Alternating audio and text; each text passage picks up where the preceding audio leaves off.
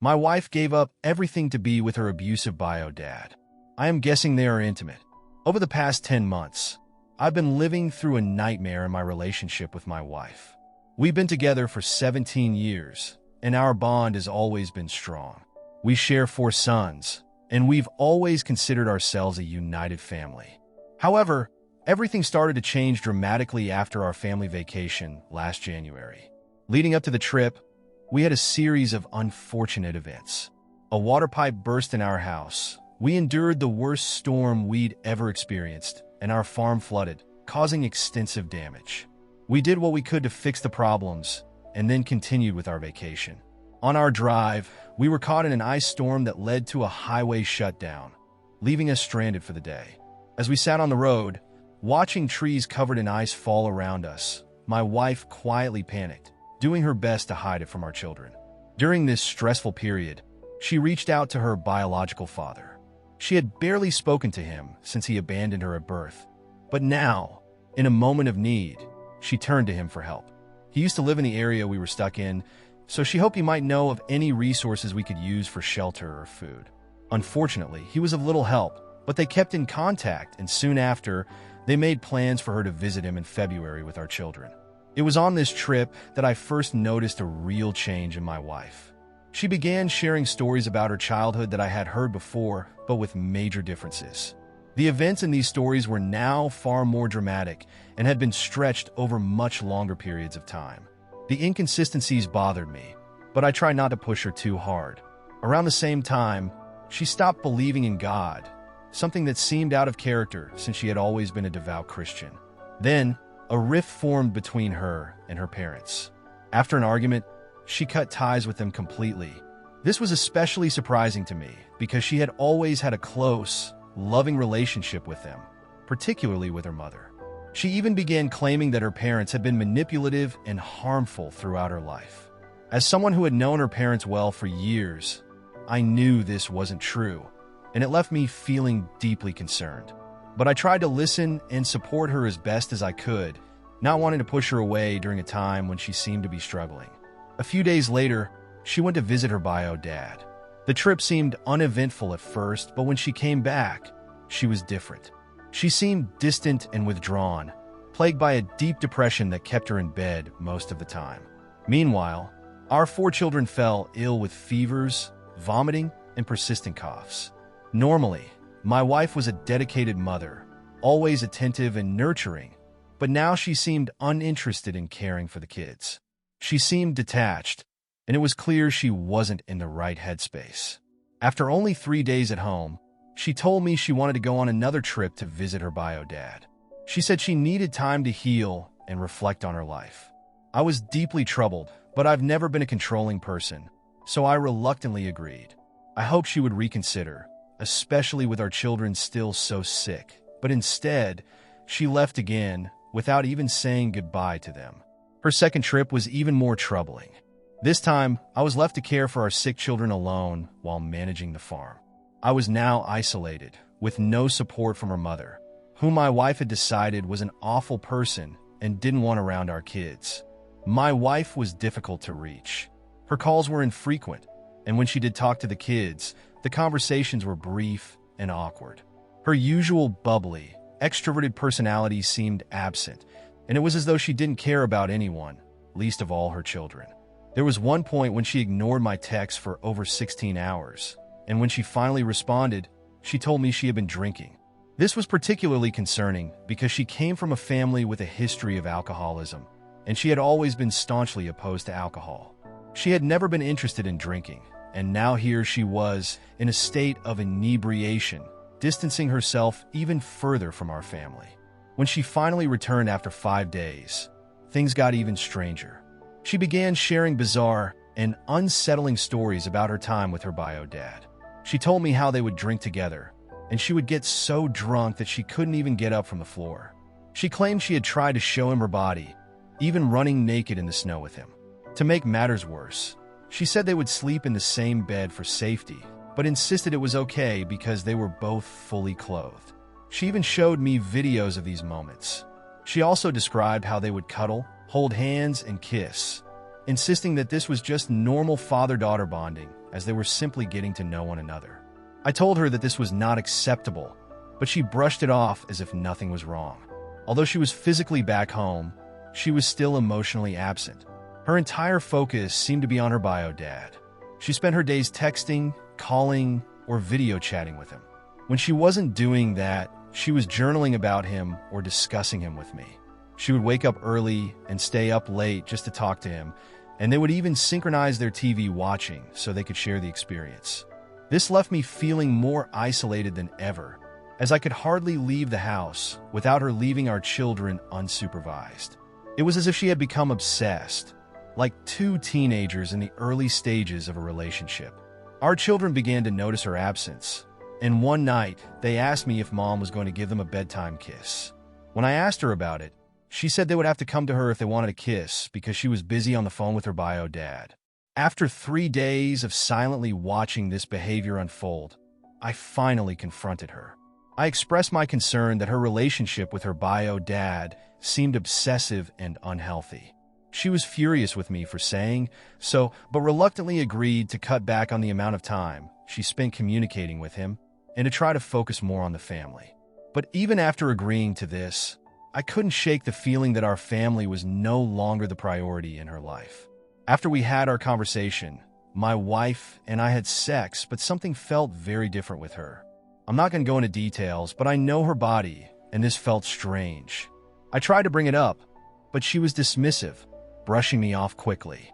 Then she said she wanted to visit her biological father one last time with our children. I felt extremely uncomfortable, but I didn't want to control her, so I agreed. I told her she needed to stay in regular contact and have a set date to return. 2 days later, she left, this time taking the kids with her. On that same day, I began experiencing pain in my testicles. I'm not sure if this is common for other men, but I've never had random testicular pain before. I decided to wait a little while, hoping the pain would go away on its own. However, the discomfort only worsened over the next few days, so I decided to visit the doctor. Our family doctor has known us for years, so after running a few tests, she diagnosed me with an STD. She asked if I was seeing someone on the side, and I assured her that was not the case. Then, she asked if my wife could be cheating. I told her that my wife has never been that kind of person. The doctor seemed a bit skeptical and said, "Well, I guess this could just happen." She prescribed me antibiotics and sent me on my way. That moment made me uneasy, so I decided to go through my wife's Google Chat messages. She often communicated with her biological father this way, and she had left all of her login information on my computer so I could access everything. I went back to the earliest messages and discovered that he had said many unkind things about my in-laws, especially around the time of her fight with her parents, which seemed to escalate things. Later, I found messages where they were discussing properties in Oregon, places they both wanted to move to together. As I continued reading, I uncovered disturbing messages where she had shared intimate and personal details about me, apparently to help him manipulate me into developing a closer relationship with him. But it didn't stop there. I found messages that were sexual in nature, not directly implying a sexual relationship, but still very inappropriate for a father and daughter to be discussing. They spoke about sexual positions they had tried and ones they wanted to try. The tone of their messages was undeniably romantic, which felt very wrong. Shortly after I began going through her messages, she set her Google Chat to automatically delete messages, but only those between her and her biological father.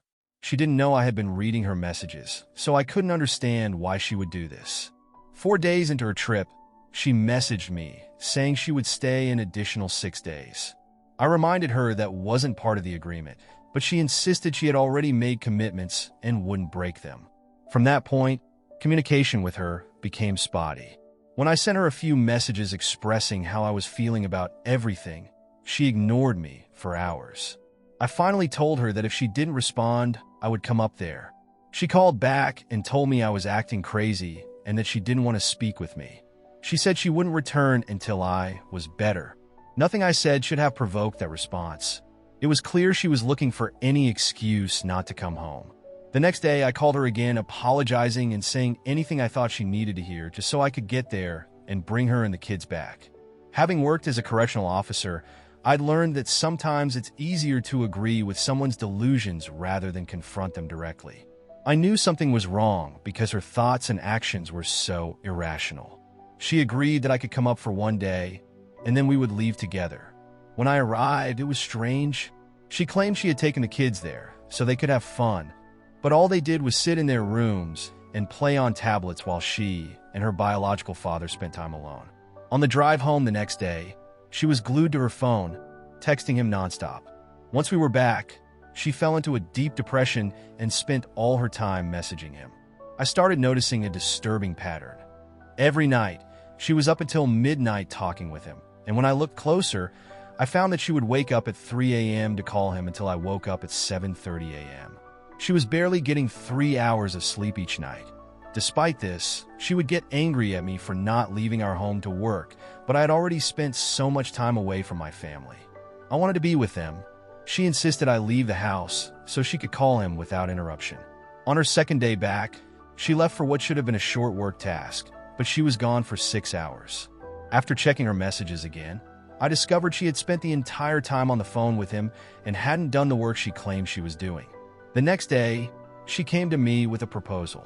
She wanted us to temporarily move to be with her biological father, claiming he could get me a job in a school district. She showed me a budget, but it didn't make sense and had major gaps. I told her moving to be with him would destroy the future we had here. I suggested we make a 2-year plan to establish a stable future for our family. But she wouldn't hear of it. She was determined to leave immediately, and when I asked if we could consider moving somewhere else, she refused, saying it had to be with her biological father. I woke up early one morning to see what she would do. She was surprised I was awake, and later that night, I found out she and her biological father had come up with a plan to hide their communications from me. That was the final straw. I confronted her about the strange relationship she had with her biological father, the lies, and the secrecy. I told her I had read her messages and knew what was going on. She didn't care. She told me what she and her father did was private, and I had no right to interfere. She was more concerned that I had discovered her secret online journal, which she didn't want me to read. She tried to kick me out of the house, and I left. Within hours, the news had spread throughout our small town. Everyone began sharing their own observations of her strange behavior. Soon after I left, she tried to sell off everything she could and planned to run off to Oregon with her biological father. She started telling people I was suicidal, dangerous, and that I had threatened her and the children. She claimed I was so dangerous that she slept with a knife under her bed. Her mother contacted me, and we shared our concerns about what was happening. We both agreed that something was terribly wrong, and I needed to come back home. The following morning, I returned with her stepfather, and we confronted her. I told her how much I loved her and that I believed she needed help. I told her I wouldn't force her into treatment, but she needed to choose between her family and her biological father. She chose her family, but when she heard that meant cutting ties with her father, she packed a bag and left. That was the end of March. Since then, she's been living with her biological father. She wears his clothes, drives his car, and works with him. She has completely changed, adopting his personality and mannerisms. I filed for custody of our children in June. In response, she came back with a divorce petition but didn't fight for anything. My lawyer hired a private investigator to look into her biological father, and when he made contact, I received a call from my wife. She said if I stopped the investigation, she would do whatever I wanted. I asked her to come home and get treatment, but she remained silent. So, I told her I wanted full custody of the kids, and she agreed. She signed over full custody to me shortly after. She still calls the children for a few minutes each day and sees them for a few hours once a month, but she has no real connection with them. I'll try to get her involved, but she shows no interest in them at all. I know something is deeply wrong with her and her relationship with her biological father. I believe she had a mental breakdown, and her behavior is a result of serious psychological issues. I know she suffers from memory loss and doesn't remember many of the things she did. I understand that it's impossible to help someone who doesn't want it, but based on what I've seen in her messages, I'm convinced she is in a romantic relationship with him. I know I didn't get an STD from a toilet seat, but I'm afraid that if I report this, no one will take it seriously.